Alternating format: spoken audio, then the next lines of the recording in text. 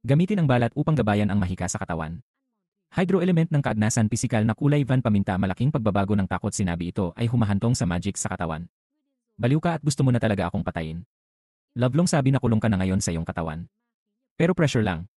Sinisira ng magic ang lahat ito ay hindi bababa sa siyam na langit. Basta bantayan mo ang parola. Hindi. Hindi nakakabahala na papasukin ang multo. Maliban doon. Siguro gumagamit ng hydrophobic force. Posible rin ang iyong hindi maarok na misteryo. Ngunit ang kaunti nito ay sapat na para ilagay mo ang iyong mga ngipin. Ang kapangyarihan ng espiritu sa Van Hien, kahit na higit sa siyam celestial empires na may magic ngunit ito ay masyadong kalat. Sa pangkalahatan, walang paraan upang ibukod ang elemento. Nakakaistorbo sa personal patuloy ang Lovelong. Sitwasyon sa lawa ang iyong katawan ay hindi na immortal. Hindi lumalakad ang katawan. O ay ito ay humahantong sa magic sa katawan. Lubos na may kakayahang magsanay sa katawan. Upang maabot ang huling antas na ito. At kahit na hindi mahugasan ng mahika ang elemento, kung makakalusot ka sa walang hanggang Kim gamitin ang kapangyarihan ni Kim. Maaaring ilabas ang elemento ng tubig katawan hindi rin pwedeng maabsorb ito. Nakakaantig din ang dahilan ng pakikinig. Tama si Lovelong. Ngunit ang mahika ay pumapasok sa katawan. Isa zero bahagi mapanganib na kahihinatnan kung hindi maganda. Ito ay lubos na may kakayahang manghuli ng mga multo at lumikha ng mga multo. Mula doon ipasok ang magic wala kang mapupuntahan. Kung hindi, patuloy na hinihigop ang espiritu tulad nito. Direktang tagumpay sa martial arts, 8 star sumisipsip na naman ng magic. Pagkatapos ng Lovelong, ipikit mo ang iyong mga mata at magpatuloy sa pagsasanay. Naiintindihan din ang dahilan. Walang mas mahusay na solusyon. Ang mga puwersang hydro-elemental ay parang mga talamak na lason, unti-unting lumalakas ang kanyang katawan. Mag-isip ng malinaw upang mabawi ang enerhiya sa paligid ng katawan agad na nawawala ang vacuum state tinakpan siya ng lawa. Patuloy ang desisyon ng korte. Lumilikha ng circuit ang development ra walang tigil na espiritual na pagsipsip walo yugto ng eksena sa martial arts ng Chino lumilipas ang panahon ang espiritu sa lawa ay nagiging mas marupok bago ang pinakamaraming pagsasanay sa martial arts sa Glass Vase Asosasyong Pangkalakal ng Louis Feng patuloy na magbuhos ng isang maliit na ugat ng mineral ito ay isang matagumpay na pagsasanay. Medyo lumalamig ang likod. Ngunit ang espiritu ay kamangha-mangha. Kung may ibang namatay ng maaga. Hulaan mo siguro 8 eksena ang nagpapakita ng maliit na dahilan kung bakit sumigaw si Van Pepper ng isang oras na sira ang kapayapaan pinipigilan ng puwersa ang pagluwag ng buong katawan ito ay tulad ng agad na pagpapanumbalik ng normal. Ngunit mabilis na lumala. Lumabas ang hari. 5 daliri upang gumawa ng desisyon na mangunot ng ilan may kampana doon. At pagkatapos ay ang tunog boom sa tubig. Direktang mag-post ng vacuum area maliit na kampana na kasing laki ng kamao unti-unting lumitaw mula sa kanyang gansilyo ang buhok ay hindi lumilipad pataas at lumilipad sa itaas ng tuktok ng ulo. Ang lawa na ito ay tila nakakatakot sa Middle Ages, ang kalmadong ilalim ng tubig ay nagiging marahas isang malaking layer ng alon ang ipinanganak love mahabang genera magsimula na tayo. Gagawin ko ang lahat para protektahan ang iyong kaluluwa. Kung tapos na ang lahat, tapos na ang lahat. Nang umalis ang emperador ang pressure na magic ay agad na nakalantad. Inilalabas ng Crazy Alien ang mga lugar sa katawan direkta sa mga meridian na may katawan. Force corrosion lahat ang balat ay lumilitaw na dilaw at itim sa oras na ito. Siyempre, lumilitaw ang bawat tanda ng halimaw. Sa tuwing lilitaw sila ang magic sa tao ay mas malakas kaysa sa bahagi agawin nito ang buong katawan niya. Itong isa pagkakalob ni Livan Panic na tingin sa mga itim na bulaklak sa katawan ang matinding pagdurusa ay nagdudulot ng takot sa pagsasalita pakitingnan kung normal ang katawan ko. Love mahabang bass boses hindi normal ano Livan paminta pito bar sabihin hindi normal huwag mo akong saktan hanggang mamatay. Anong nangyayari dito? Pakiramdam ko ay sinusuportahan ng mga librong ito ang isa-ti-isa. Bumubuo ng mga kakaibang impresyon na nagmumula sa bawat palapag ngunit ito ay purong puwersa. Parang kaya nilang mag-self-seal. Ang mahabang pag-ibig ay nakakaramdam din ng sakit ng ulo na nahihiyang sabihin ang ganitong sitwasyon ay hindi pa natin nakikita. Ito ba ang magic sa multo? At iba ang ibang magic? Ang galit na sabi ni Lee. Akala ko naiintindihan mo ng husto. Ang fuck na pinatay mo. All of this time sinusubukan ko lang lunukin.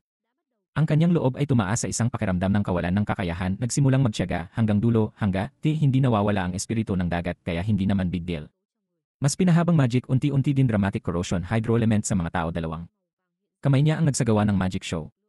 Isang dilaw na departamento ng panitikan ang lumitaw sa dagat puno ng puwersa para mawala ang aura ng magandang kapalaran naglalaman ng mga sinagpababa upang maging isang napakapayapa na monumento napakabilis na lumilitaw ang buong labas ng katawan. Nalaman ng pulis na kahit may baril siya, madali din itong masira. Ang maitim na hangin ay umaabot pa rin sa liig pagkatapos ang mga tagaytay na nakatakip sa pisngi ni Len ay tumalsik hanggang sa kanyang noo. Biglang bumukas ang sinaunang templo. Namatay ang liwanag sa mga mata. Isang maluwalhating karapatan ng liwanag na sumikat bumubuo ng isang singsing ng mga karayom sa paligid ng celestial ay protektahan ang radyo sa isip paghiwalayin ang magic sa labas. Love mahabang nakakatakot na mukha nakatingin sa buong katawan ng Van Pepper maliban sa iyo, lahat ng ito ay makapal na mahika. Halatang ghost image ito. Itinago niya ang takot sa kanyang puso. Parang walang ese ang tagumpay. Ilang beses ko siyang tinanong nang hindi nagsasalita. Tahimik pa rin bigla niyang itinaas ang kanyang mga kamay. Gamitin ang kakaibang paggalaw ng liig ang dark magic gas ay dahan-dahang namuo sa ilalim ng kanyang hand seal. Malinaw na ang manibela ay hindi lumilitaw na itim na patong Lovelong Sutra sabi ito ang gusto mong gawin. Natakot siyang malaman. Dalawa kamay ng katwiran sinira ni Van ang pamamaraan pindutin ng direkta ang sinaunang die celestial item sabi ni Lovelong. Anong ginagawa mo? Ihinto ang mga kamay. Nagmamadali siyang tumakas. Naging sumisigaw na mahabang pag-ibig ito ay pinirmahan sa mga kamay ng isang patay na tao. Pero huli na sa mukha ni Van Pepper ay lumitaw ang halimaw ng ngiti biglang tumuturo ang dilaw na presyon sa sinaunang celestial item ng Thailand nahulog ang isang itim na inscription isang sinag ng Venus na lumalabas mula sa sinaunang die. Celestial ay parang namumulaklak si Kim Ho. Napakalakas ng aura shoot out maiwasan ang itim na hangin na binti isang tunog ng takot sa bibig. Mabilis na umatras ang itim na gas sa mukha. Pababa sa lig. Sumigaw ang panic dragon. Tingnan ng form ang kasalukuyang estado ng kamalayan ay nasa puso. Ipinanganak sa panghihinayang. At ang mga panginginig ng boses ay umikot sa paligid niya ng isang bilog ng mga sutra anong ginagawa mo? Magsalita ka. Tumingin si T. Van Dao at sinabing wala sa ngayon. Ngayon lang, delikado. Nakatakas ang nakalock na magic. Maswerteng ulo ng multo itong tanga at gayon paman ang maling akala ay sumisira sa ating espiritual na kamalayan sa dagat ito ay katumbas ng halaga. Sabi ni Lovelong. Ano sa magic ang may espiritu ng ulo ng multo sabi ni T. Van Dao hindi ko alam pero parang may isip ako. Sa lumang tipan, mayroong dalawang landas. Elemento ng puwersa ng chai konting magic lang para masira ang pangarap. Ang elemento ng puwersa ay inalis na ngayon. Hindi na kailangan pang gamitin ka. Patuloy na inaapi ng emperador itinaas niya ang kanyang kamay para ituro ang isang daliri. Medieval sa tuktok ng ulo ay nahulog direct ang mawala sa katawan. Walang katapusang nagpapalabas ng sinaunang hangin media presyon pababa ang mga itim na bulaklak ay hindi na nagpapalaki sa gitnang hadlang. Ito ay tungkol sa patuloy na pagbaba. Ang takot sa pag-ibig ay nawawala. Ang buong bagay ay malinis. Muling inapi ng gitnang hukuman ibinabalik ng NIE ang katahimikan ng espiritu sa mata ng kidlat ay martial arts pag-ibig Lovelong umiikot sa hangin lumipad pabalik sa ginintuang edad patuloy na bumalik sa diwa ng katuwiran ng paglilinang. Biglang lumabas ang kanang kamay. Lumilitaw ang isang dilaw na sinag ng puwersa sa palad ng kamay. Kagawaran ng edukasyon at kultura sa dilaw sa maikling panahon nag-ilaw sa lawa ng 10,000 stick ang aerial state area ay umaabot sara ang mga lawa na ito ay patuloy na gumagapang. Sa batang mahal mo matagal nang lumitaw ang heterochromia sabi ni Rapuwersa ng likido sa katawan sabi ni T. Van Dao salamat dit zero istruktura ng primordial na elemento ito ang tela ng mundo. Lahat ng bagay sa universo ay umiiral sa loob. Walang paraan para masira. Ang mutant hydroelements ginamit ko ang Phantom isa zero. Tingnan ang mga sinaunang tekstong ito. Tumigil sa pagtingin si Lovelong. Sa Central Kimvan nagpapalapot ng isang patak ng asul na tubig ultra madilim na asul ito ay patuloy na gumagalaw sa gintong liwanag. Anyo ng kawalan ng katiyakan love mahabang bass boses ito ang elemento. Sabi ni T. Van Dao kung hindi tayo nagkamali ng hula, ito ay ang original na 100 pieces. Nararamdaman niyang sasabihin sa kasamaang palad, kakaunti lamang. Tingnan mo, hindi sapat ang ngipin. Kapag binuksan mo ang mundo ng mahika Lovelong sabi maliit na pagkain, ngunit libu-libong kim din ang mahirap itago. Baka pwede nilang ibenta sa magandang presyo mamaya. At ang mga lawa na ito, hindi ko alam kung pwede bang i-condense ng konti sira. Yumaling si Lee. Walang kahulugan. Sa lawa na ito. Sa karamihan, mayroon lamang isang primordial drop. Napino ko ang higit sa kalahating patak. Masyadong matindi ang pagpino sa natitirang bahagi ng lawa naglalaro ang magic sa katawan mo. Ang paglalakbay na ito sa ilalim ng tubig ay hindi nawalan ng kabuluhan. Pinitik niya ang kanyang kamay. Agad na binawi ang original na 100 pieces sa ibaba Diyos itaas ang iyong ulo at tumingin sa hangin. Sa labas ng aerial state ay isang transparent na lawa pero hindi ko makita ang langit. Ito ay hindi isang pagbabawal. Ito ay ipinagbabawal na hangin. Kung gusto mong masira, maaari ka lamang gumamit ng puwersa. Isang malamig, makatuwirang tingin bumukas ang kanang kamay isang Korean air condensed sa palad ng kamay ang mga malamig na sandata ay gustong sirain, huwag lumipad palabas matandang lalaki tingnan ko. Pino ng North Korea ang iyong espada sa antas nira ang buhay ay siyam na yugto. Nag-generalize si Tae Van ng isang oras tulungan ang Korean air sa kamay condensed sa isang aura. Isang malamig na afterglow na nagmumula sa exoplanet North Korean sword sa kamay. Ang North Korean sword ay lumitaw. Nagsisimula kaagad ang lawa. Ang apat side water wave ay nagsisimula sa hindi mapakali na paggalaw ng Efi sa pamamagitan ng condensed lake sa kalangitan nagsisimula na itong mag-condense. This moment sa labas ng lawa ilang oras nang naghihintay ang mga tao. Hindi nagtagal ay nawala ng pasensya ang oras. Nagsisimula na itong mairita. Ano ang nangyayari? Nakatayo dito hindi pupunta o itinaya ni Lao Tzu ang kanyang buhay para makakuha ng 6-pointed sign hindi ito lakad. Manahimik ka baka. Tingnan natin ang masamang lawa na ito. Maraming gaw dito na parang kahoy na ulo. Kung si Lao Tzu ay isang martial artist, hindi nagtagal ay sinira ng isang kapitan ang lawa. Maaari kang tumuntong sa lugar. Alam kong hindi ako martial artist. Kaya tumahimik ka. Kung galit ka sa Kia Masters, mamamatay ka na walang lugar na ililibing. At nagsimulang magreklamo ang mga tao. Ngunit para sa napakalaking lawa, walang sinuman sa harap ko ang gagawa ng hakbang. Sa wakas, mainat ay hindi makayanang sabihin matagal akong nawala ng kontak. Nakulong yata siya. O lahat ba ay nagsasama-sama upang basagin ang lawa na ito? Hindi siya pinansin ng mga sundalo, ngunit ibinaling nila ang kanilang mga ulo. Ngayon lang, sa ilalim ng hidden pool, may tumunog na bell. Iniisip ko pa rin kung mali ba ang narinig ko o hindi. Nararamdaman mo ba ito? Magsaya sa pakikipag-usap. Totoo yan. Sa ilalim ng itim na kamiseta ay may boses na umaalis, nakarinig din ako ng tunog ng kampana. Ayun, may tumunog na bell. Siguradong nahihirapan siya sa loob. Dahan-dahan ding sinabi ni Master Chai Min Rashake the Hair Fan said, hindi ko alam kung kailangan ko ng tulong natin o hindi. Bagamat naririnig ang tunog ng sirang kampana, ngunit hindi nagmamadali, hindi mabagal. Halatang may ritmo. Sinabi ng hukbo, sandali. Kung hindi tayo nagmamadali, may nagmamadali. Tumawa si Uncle Minhai at sinabing marahil ito ay ang mga taong negosyante. Ang mga pag-uusap ng hukbo ay balintunan na sinabi, hindi ko makita kung hanggang kailan sila makakatagal. Katatapos lang.